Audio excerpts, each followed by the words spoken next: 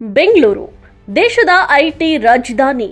ಆದರೆ ಇದೇ ಬೆಂಗಳೂರಿನ ಆಡಳಿತ ವ್ಯವಸ್ಥೆಯಲ್ಲಿ ಈಗ ದೊಡ್ಡ ಬದಲಾವಣೆಯಾಗಿದೆ. ಒಂದು ಕಾಲದಲ್ಲಿ ಬೆಂಗಳೂರಿನ ಪಾಲಿಕೆ ಅಂದ್ರೆ ಒಂದೇ ಹೆಸರು, ಅದು ಬಿಬಿಎಂಪಿ. ಆದರೆ ಈಗ ಬಿಬಿಎಂಪಿ ಬದಲು 5 ನಗರ ಪಾಲಿಕೆಗಳು, ಅದರ ಮೇಲೊಂದು ಗ್ರೇಟರ್ ಬೆಂಗಳೂರು ಅಥಾರಿಟಿ ಅಂತ ಬೇರೆ ಆಗ್ಬಿಟ್ಟಿದೆ. ಇನ್ನು ಬೆಂಗಳೂರು 5 ಭಾಗವಾದರೆ ನಗರದ ಸಮಸ್ಯೆಗಳು 5 ಭಾಗವಾಗುತ್ತವೆಯಾ ಅಥವಾ ಸಮಸ್ಯೆಗಳಿಗೆ ಪರಿಹಾರ ಇನ್ನಷ್ಟು ವೇಗವಾಗುತ್ತಾ? ಇನ್ನು ಬೆಂಗಳೂರಿನ 5 ಭಾಗಗಳನ್ನ ನೋಡ್ತಾ ಹೋದ್ರೆ Bengaluru central, Bengaluru east, Bengaluru west, Bengaluru north and Bengaluru south, ಹೀಗೆ 5 ನಗರ ಪಾಲಿಕೆಗಳು, ಒಟ್ಟು 369 ವಾರ್ಡ್ಗಳು. ಆದರೆ ಈ 5 ಪಾಲಿಕೆಗಳನ್ನ ಬೇರೆ ಬೇರೆ ದಿಕ್ಕಿನಲ್ಲಿ ಓಡಿಸಲು ಬಿಡೋದಿಲ್ಲ. ಅವುಗಳ ನಡುವೆ ಸಮನ್ವಯ ಮಾಡೋ ದೊಡ್ಡ ಜವಾಬ್ದಾರಿ ಜಿಬಿಎ ಮೇಲಿದೆ.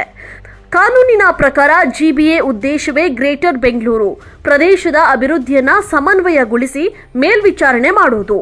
ಇಷ್ಟು ದೊಡ್ಡ ಬದಲಾವಣೆ ಆಗಿದ್ರೂ 5 ಪಾಲಿಕೆಗಳಿಗೆ ಇನ್ನೂ ಚುನಾಯಿತ ಪ್ರತಿನಿಧಿಗಳು ಬಂದಿಲ್ಲ. ಅಂದ್ರೆ ಜನರ ಮತದಿಂದ ಆಯ್ಕೆಯಾದ ಕಾರ್ಪೊರೇಟರ್ಗಳು ಇಲ್ಲದೆ ಬೆಂಗಳೂರಿನ ಸ್ಥಳೀಯ ಆಡಳಿತ ಮುಂದುವರಿತಾ ಇದೆ. ಇನ್ನು ಸುಪ್ರೀಂ ಕೋರ್ಟ್ ಇದೀಗ ಚುನಾವಣೆ ಪ್ರಕ್ರಿಯೆ ಪೂರ್ಣಗೊಳಿಸಲು ಡಿಸೆಂಬರ್ 31, 2026 ಒಳಗೆ ಗಡುವು ಕೊಟ್ಟಿದೆ.